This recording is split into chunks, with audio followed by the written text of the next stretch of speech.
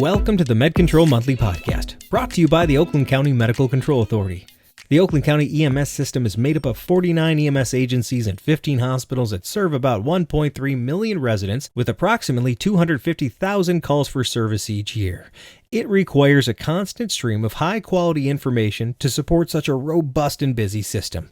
The mission of the Med Control Monthly Podcast is to provide the latest updates, information, and trends to and on behalf of Oakland County MCA's EMS agencies and hospitals. This episode was recorded on March 10, 2022. I'm Jeff Lassers, and I'll be your host. I'm the EMS System Manager of the Oakland County Medical Control Authority, as well as a full-time firefighter-paramedic with the West Bloomfield Township Fire Department. In our last episode, what each OCMCA committee and operational group does, as well as how and when they meet. Then we followed that up with a nice, clean, and concise update from each committee and group that met in January and or February 2022. As a reminder, visit OCMCA.org for more information about the OCMCA and its various committees. You can even download the minutes and documents from each committee meeting right from the website. This is a great resource to get caught up on the latest big news in the Oakland County EMS system. In today's episode, we welcome back Bonnie Kincaid, the OCMCA Executive Director, as well as John Theut, the Quality Improvement Coordinator. As always, Bonnie and John are here to provide us with updates about your EMS system. We are also joined by our EMS Medical Director, Dr. Stephen McGraw. Dr. McGraw is here to address the most recent decision to remove ketamine from all OCMCA EMS protocols. In case you haven't heard, the use of ketamine by Oakland County EMS providers is on pause until further notice. Dr. McGraw will walk us through the reasons ketamine was introduced to our system in the first place, as well as the process and reasoning that led to the current decision to remove it from our treatment protocols for the time being. This is a very interesting episode full of updates that you don't want to miss. Please email us your feedback and tell us what you think about this show, or send us ideas for future episodes to Jeff, that's GEOFF, at OCMCA.org. I know that's a funny way of spelling it, but my mom picked it out, not me. Also, check out the new OCMCA YouTube channel. We'll be posting all sorts of content and videos for our EMS system there, so please find us on YouTube and hit the like and subscribe buttons. Thank you for listening to the Med Control Monthly Podcast, providing the latest updates, information, and trends to and on behalf of Oakland County MCA's EMS agencies and hospitals. Now enjoy the show. Good morning, Bonnie and John. How you doing? Very good. How are you? Awesome. Doing fantastic. Bonnie, let's start with you. Looks like we had a number of protocols get sent out on March 1. Give us an update. So 4.4 pediatric altered mental status and 4.7 pediatric seizures, the same checkmark was applied to both for MFR approval to check the blood glucose. This just allows MFRs to be able to check blood glucose on these pediatric patients. This was an oversight from a few years ago, and now it's corrected. Perfect. What else were the changes involved? So 5.5 chest pain or acute coronary syndrome just was changed to help with understanding the inferior wall MI. And what's different about the treatment modality? So basically, for a patient with an inferior wall MI, we're going to give a 1,000 cc bolus in increments of 250. Okay, so wide open. Every time it gets to 250, reassess the patient, vital signs, check lung sounds, all that stuff, make sure everything's going good. But we want to preload that heart and get that fluid resuscitation helping with that inferior wall MI, correct? Correct. Any other changes to the protocols updates that were released on March 1? Sure. 8.1 agency and EMS personnel criteria for participation. It was just more of making things correct and corresponding correctly to the letter compliance. So really not a whole lot for our providers out there, but more or less for our EMS coordinators to pay attention to. Right on. You know, my favorite part of the latest protocol release on March 1, there was like one or two protocols that applied to me. Everything else didn't really change. So that's kind of nice that, you know, in December, we pushed out a whole lot of them and that was really necessary, but it's nice that this one's a little bit lighter load. Any other updates? Yes. Our PSRO protocols, we condensed down from, 7 or 8 protocols for PSRO. We made 2 larger ones, 8.27, which is PSR responsibilities, and then 8.27.1, which is our complaint investigation. Those two are really good for our providers to understand because it breaks out how PSRO works. And if they're ever called into PSRO for any reason, if they have at least this little background in their head, it's way better for them. And that's really it. As you said, there's only about one protocol that really provides any substances changes to a paramedic. The other two for MFRs with the two pediatric protocols. But other than that, there's not a lot for our boots on the ground kind of providers. Really, those last two protocols cleaned up a lot of language, made the protocols flow better so that if there is a complaint investigation, you didn't have to bounce around the 3 or 4 different protocols to try figuring out where you were at in the process. That's true. And that PSRO protocol, if you ever want to know what the process is, if you are involved in an incident investigation, and mistakes happen, they do, and they turn into incident investigations. And that doesn't mean you're a bad person. It could have been in just a mistake. But either way, if you want to know what that process looks like, that's the protocol to go in and look at. Well, speaking of protocols, we are currently in our 3-year review. What that means is that every 3 years, the OCMCA has to look at every single protocol that is available. All of them, every single one, update it. Makes sense that we do it every 3 years. John, can you give us an update in this process and where we're at? This morning we met, and aside from a cut and paste issue, we managed to make our way through just about all of Section 8. There's 2 protocols hanging out there that just need a little more discussion. We moved through Section 7 and managed to get through all the protocols that there were large changes to, and the remainder that are left are just adding protocol numbers to make them easier to reference. So the goal for next month is that we will be moving on to the treatment protocols unless somebody finds something in the section that just had number changes that they want to talk about. And Bonnie, if I'm interested in showing up to this committee meeting, either via Zoom or in live, am I welcome to do that as an EMS provider in this county? Absolutely. We welcome it. Anybody that would like the Zoom information, it's on our website under the calendar. Anybody is also welcome to show up in person now. Just to kind of dovetail into what John was saying, everybody take a look at these protocols, Section 8, Section 7, even the medical treatment protocols. And if you have ideas for anything, please let us know. You guys are the ones that we're really working for, making these protocol changes, making them better for you when you're actually doing patient care. Yeah, you all have a vested interest in the protocols when you're out on the road. You have just as much say in what the protocols actually are. So if you are interested, check out OCMCA.org/calendar. That calendar is full of stuff. You'll notice that the protocols committee meetings are on there. The next one is going to be April 21. It'll have the Zoom link information on there.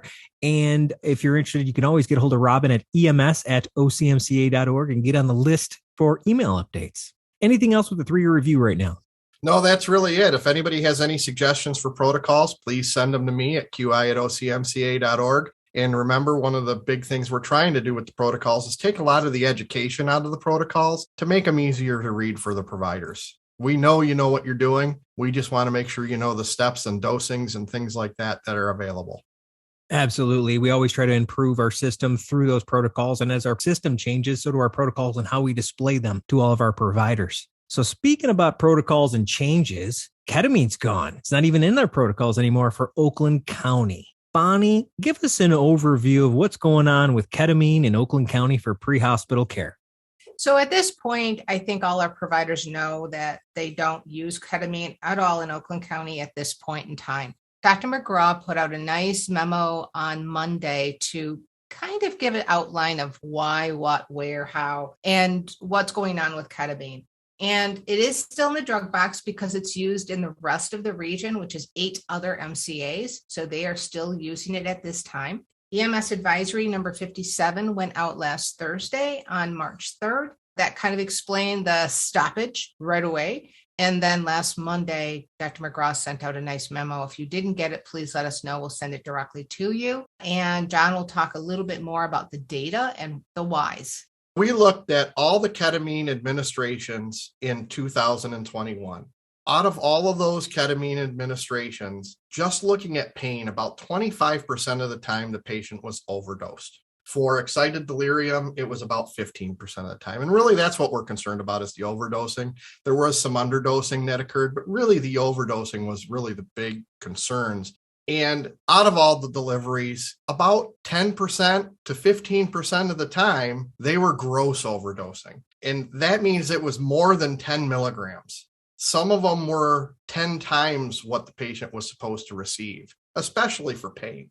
And that is what really led to the pause. Now, there's a lot of theories going around to why this could be. It could be because of multiple dosing regimens with ketamine. It could be because of the fact that paramedics are confusing the doses for excited delirium and the doses for pain. It could be the doing the math on scene. I know that I was a road paramedic, and doing math on scene, med math, it was hard sitting in the classroom when you were learning it in paramedic. And it's possible that maybe some of this is med math error. Basically, in a nutshell, all of this has to be looked at. We need to figure out why, because right now this is a pause, and we need to determine where we go from here. As Dr. McGraw's letter indicated, this is a pause right now. There is a path forward to get this back. We just need to look and see if that path is viable. So, Bonnie, when we looked at this at Oakland County, specifically the data goes through our Professional Standards Review Organization Committee, PSRO. We hear a lot about this committee regarding types of incidents and stuff like that, but really what they're designed to do is look at all of the data and make decisions that are driven by that data. Can you give us a little insight as to this wasn't just something that came up in one meeting, they made a decision here. This was something that was thoughtfully approached and said, right now, this doesn't really feel right. We need to make adjustments, and this is going to be number one. Correct. We have been looking at this study now for months. This is not something that we just clicked a couple buttons and came up with these numbers. This was about 120 hours worth of data research into this study. So it's something that was done very thoughtfully and painstakingly, and it went to PSRO several times, but it's ultimately Dr. McGraw's call. Dr. McGraw is our EMS Medical Director. The PSRO can make a recommendation to him, which they did after viewing the data and talking about this over the last couple of months. And then Dr. McGraw ultimately has to make that decision. So he did so in the best interest of patient care and provider safety, and really had a duty to do so. And one of the other things we noted was 6% of the time, we couldn't calculate what the appropriate dose was supposed to be because that information, the patient weight, was not in the PCR. So this is also a reminder about documentation. Please document so that we can have quality data to make determinations. As always, we go looking for information in these studies. And it's always interesting to find the offshoot information we learn. We didn't expect even to look for the patient weight or not. We're like, oh yeah, I guess we don't know if the dose is right unless we know what the patient weighs.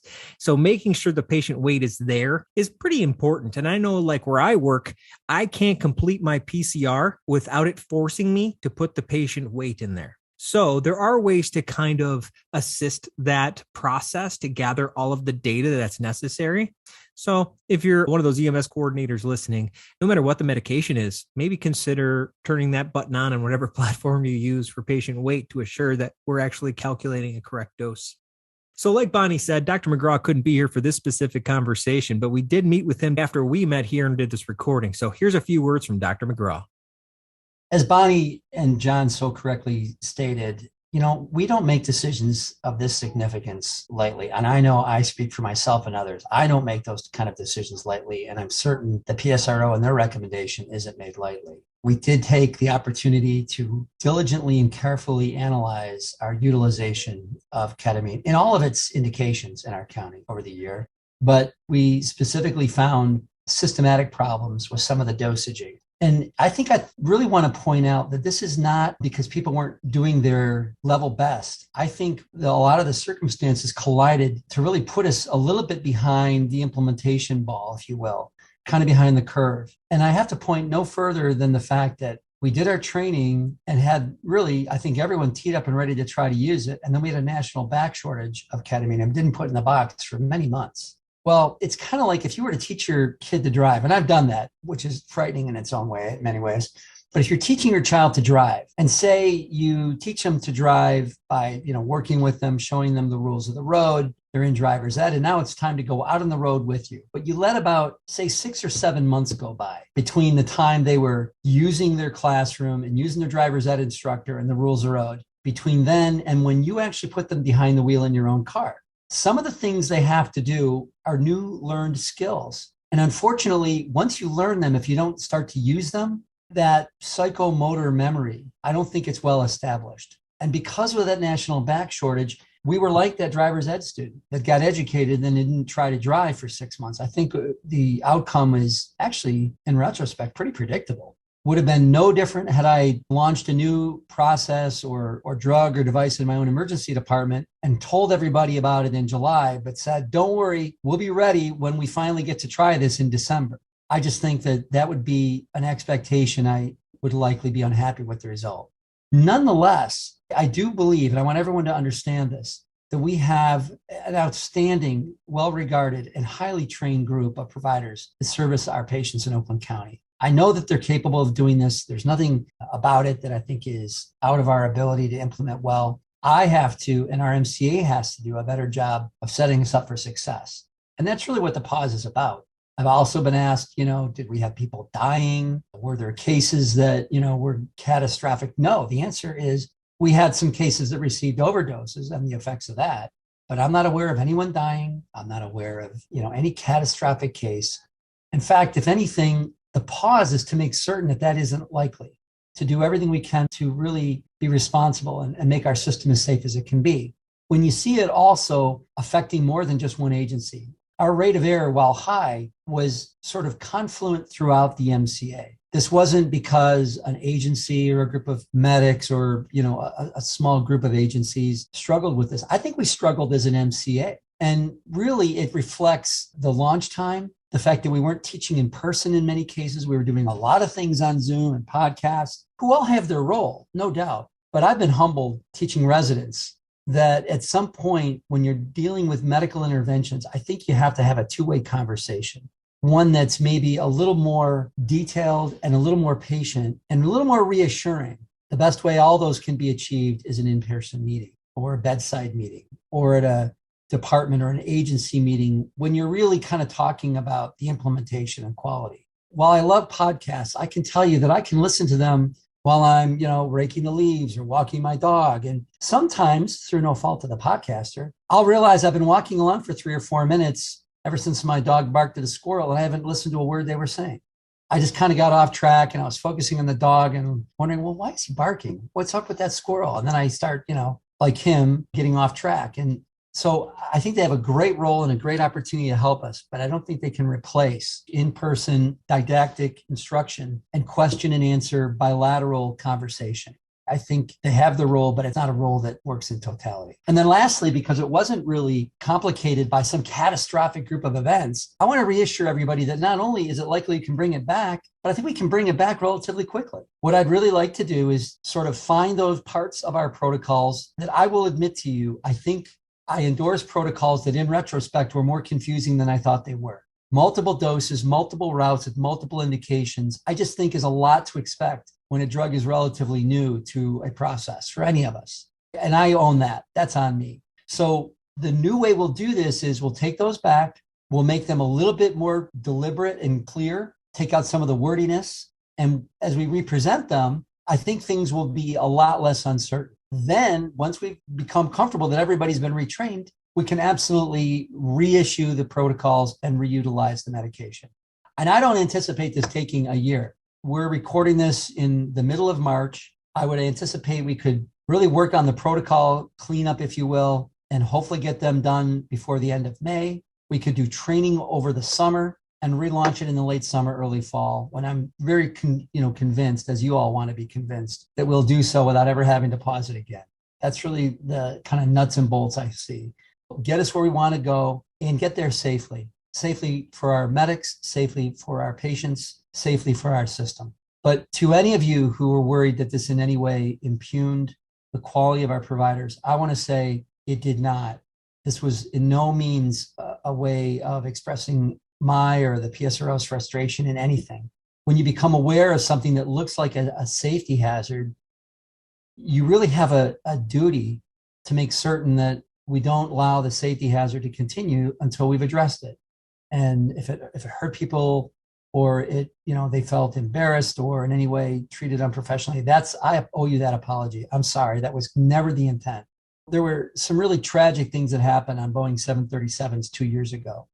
They implemented a new process. Not all the pilots were adequately trained. There were 2 fatal crashes that occurred relatively close together. One of the things that the Boeing, in their sort of post-mortem examination, looked at it, they could have trained all the pilots in the world to adequately use the new system and know how to disable it if necessary for a couple of $1 million. The crashes alone and the time that the 737s were grounded cost billions of dollars.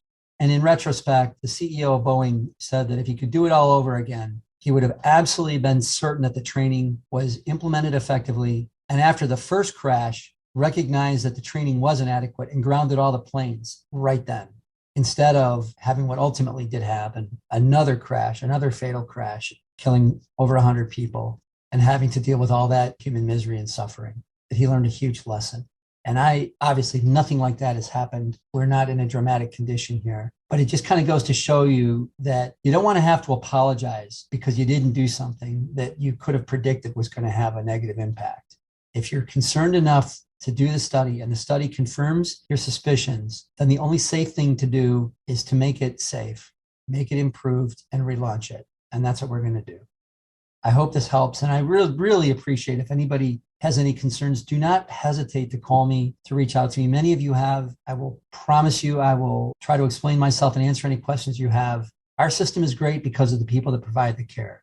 And in the way that this was rolled out, I think our system, and me in particular, but our MCA and our training process during the pandemic didn't serve us well.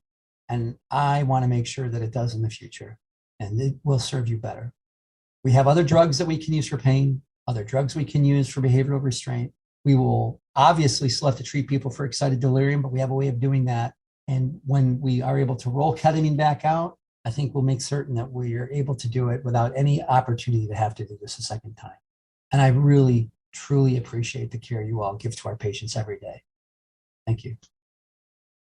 Thanks, Dr. McGraw. We appreciate your time. All right, John, EMS Quality Improvement Program, EQIP. It's a thing we do here in Oakland since about 2015. When I met John, he didn't like EQIP. In fact, he hated it, but he didn't work here. Now that he works here, it's a little easier on him. Well, I actually like to think that EQIP has evolved since 2015, and it's really made a standardized, systematic, and responsible approach to quality improvement between our EMS agencies throughout the entire county. The whole intent here is to address EMS run volume data, education, and knowledge assessments every single year. It's not to intrude on agencies. It's not to force people into situations or force them to do things that don't matter. It's about always pushing a gentle nudge towards quality improvement. What do you think, John? I appreciate your lead into that because you are 100% correct. Back in 2015, I was an EMS coordinator and all I could see was another thing added to my plate. And my goal working in this office is to make it easier on the EMS coordinators. And we are looking for innovative ways to get the data ourselves so that some of the data might not be necessary for you to provide to us. And that's really the goal from where I sit. And we're working diligently, and there might be some new things coming up in the future, hopefully soon. And so that everybody understands why we have EQIP, it's really our duty as an MCA per the state statute to verify skills and knowledge of our EMS personnel. So really, we're trying to do it in the most efficient, the most effective way possible. Thank you. Bonnie, that expresses the requirement at the state level, and the mechanics of it in Oakland County really breaks down to 3 requirements for every single agency on an annual basis. And that's providing EMS run volume data or helping facilitate that so we can access it and analyze it for quality improvement purposes. And then required education that's based on actual things going on that are relevant and cost effective. And then measuring that protocol knowledge through knowledge assessments. And those are the 3 pillars that are designed to always push forward quality improvement in Oakland County. John, you're our data nerd. Give us a little bit of what's the big sweeping changes we're seeing moving forward with EQIP? Because in the past, every single EMS coordinator would have to log on and hand enter into the computer system the specific run volume of how many runs they went on, as well as how many transports and where they went. How is that evolving right now? That's evolving through biospatial. what we're hoping to do is get all the agencies in Oakland County to move over their initial upload of documents to MyEMSIS to go through biospatial. And when they go through biospatial, it's much easier for us to pull the data ourselves. And working with ImageTrend is, although the data is there, it's a very cumbersome system. And we're finding numbers are not in line with what the providers and agencies are providing. And so the goal is, with going to biospatial, for the next year or so, we're going to be reviewing the data brought in quarterly and the data available on biospatial. We're going to compare it and we're going to see how it matches up. And hopefully in the future, we can start cutting back on some of the things that we're asking for data-wise and be able to get it through a different source. Yeah, you bring up a good point. Your heartburn over EQIP at the beginning of it was, you're going to ask me to do all of this, but is the juice even worth the squeeze? So you were really apprehensive of, like, you're going to make me do all this work. What's the outcome? And so I think now we're at a stage of, we were able to institute it and then create a nice, reasonable system. And now it's like, okay, how do we basically do it with taking away all the work and just setting up the data stream where it can automatically be collected moving forward, right? Amen. My guy. The less we can encumber upon our EMS coordinators, the more time they have to actually do EMS coordinator stuff at their own agency. So we certainly appreciate it, but the juice has definitely been worth the squeeze since 2015. Moving forward, the other thing, again, education is our second pillar of that EQIP. And in 2022, the education requirement centers around prioritizing patients based on your patient assessment.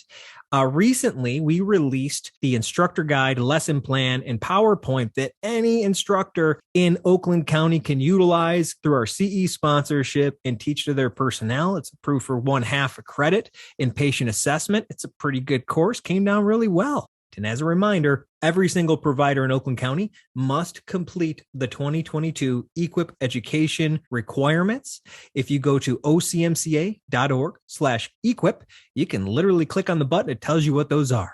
You're going to see the education objectives. You have the option to either teach it yourself through the CE sponsorship and give credits that way, or you don't have to give credits. You can just make sure you cover those education objectives in any way you see fit with your personnel. Or you can send them to guardiancme.com, and there is a course there called Get Your Priorities Straight. It's under the patient assessment section. It's a 1/2 hour long. It's free, and it meets all of the same objectives. Bonnie, why are we doing this education? Because our data drives what we do. And data is showing that we really need to have our providers learn this stuff even more so than they know right now. We found by using eBridge in the last 1.5 years that our providers are not always prioritizing their patients correctly. And again, it gets back to that data. What's the data telling us, and where do we need to spend our time with education? And eBridge is such a great tool to use for this, because for the most part, you fill out a form, you send it to the hospital, but we have to prioritize those patients correctly. And because of this education, we're learning even more about changing the icons in the future on eBridge so that you're basically filling out a form on almost every patient. Maybe those priority 1s that you still call in on, but the priority 2s and priority 3s, which are already there, you get to fill out a form. We're all learning. That's why we're trying to get our providers educated to provide the hospital with the best information for the patient care and care that needs to be for the hospital. We have this really good app with eBridge now, and it's awesome, but it all hinges on accurately prioritizing patients. Now, it's not like there's some big, huge, giant problem of mass not prioritizing correctly, but it's more just assuring it from the beginning and recognizing that this could be a big problem and shoring it up now and assuring that we're all on the same page of what a stable, unstable, potentially unstable, and a dead patient is. So other than our Oakland County CE sponsorship, where anybody can teach the class, we also have another platform that has just become available in the last few months called Guardian CME. And they have produced an EMS CE video that's free to all EMS providers, and it meets the criteria for our education requirements this year. In addition, we're always looking for other education platforms. So if you know of anything else, please let us know. And just for all the EMS coordinators out there, if you know of any other resources, any other website, maybe you videotape your training session and you want to provide that to the OCMCA to give to all the other agencies and say, hey, I did this training already. Here's my videotape. We're taking all of that because we're trying to just get you as many resources as you can so that you have it all available. And if you choose to pay for it from a pay site, great. If you choose to view a video from another agency, great. If you choose to go to Guardian CME and get it for free, fantastic. But we want to start providing a list of places where people can go to get this education. Yeah, it's really cool that there's a lot of really good educators out there. And if anybody knows of any companies that have educational content that would meet our objectives that we set out this year, or maybe you're making something that you want to share with everybody that's approved or not approved, whatever, send it to us. If it meets the objectives, we want to make it available to people. Good education is good education. That's it. So in 2022, every single provider in Oakland County is also going to have to take their knowledge assessments. John, what are they going to have to do this year?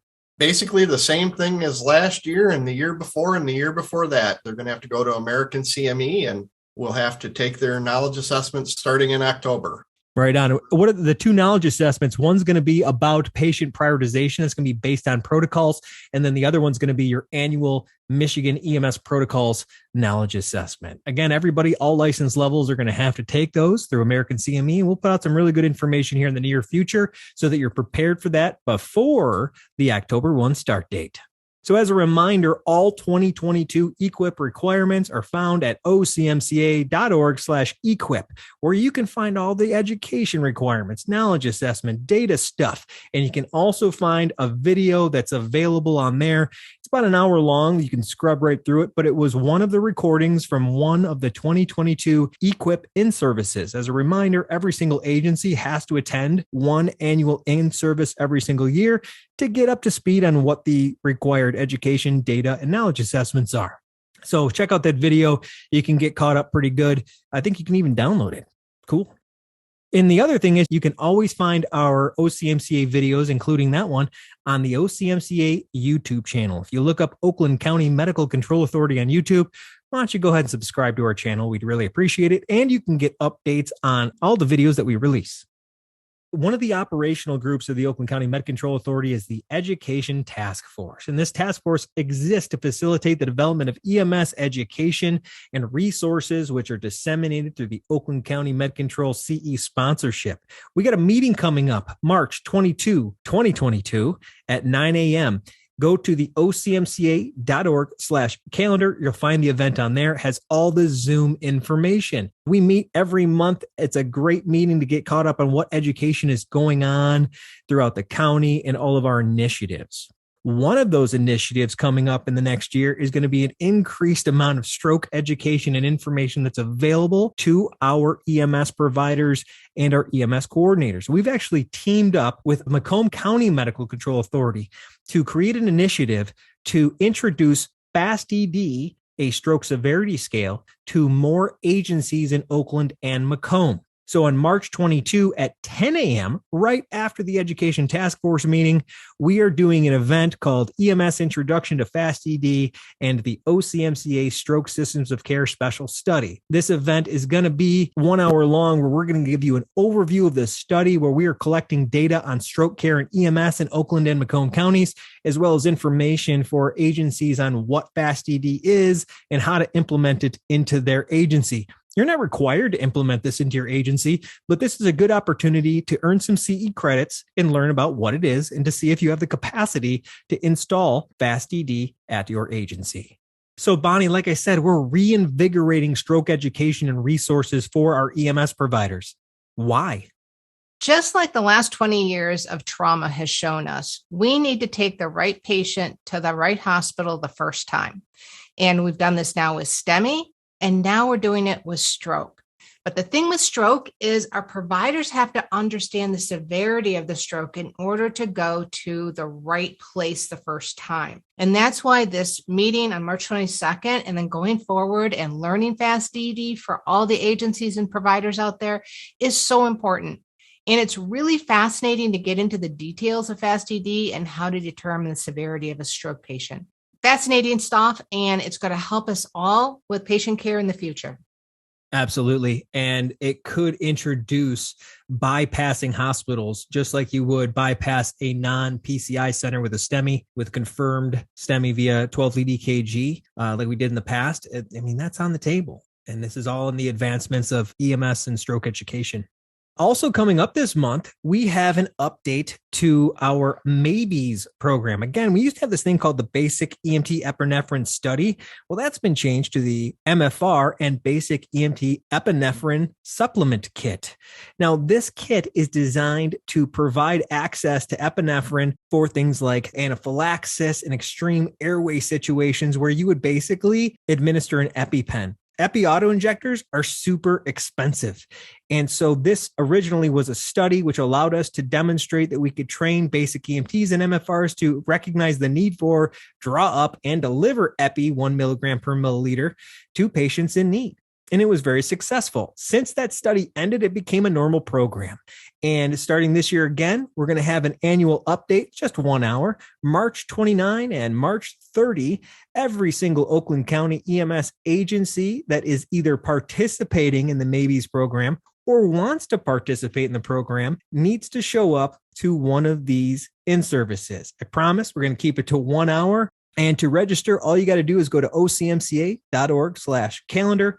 March 29 or 30, click on one of those. You can easily put your information in there and you'll get all the responded email back with confirmations. And you'll earn EMS credits, 1 operations credit and 1 education administration credit for ICs. John. And I know a lot of people are going, well, if it's a normal program now, why do I have to have special education? The special education is required because we are still expecting EMTs to operate outside of their scope of practice. So we must maintain continued education for those EMTs and MFRs in order to give an IM medication and actually draw it up.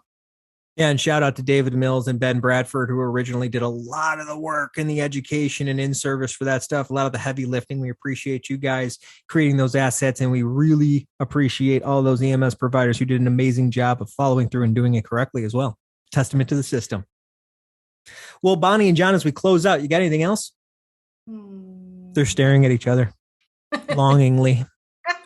Bonnie might be looking at his beard. It's hard not to look at my beard. It's hard to miss it. It smells weird. All right. Well, it's good to hang out with you guys today. Thanks for joining us today. Have a great day.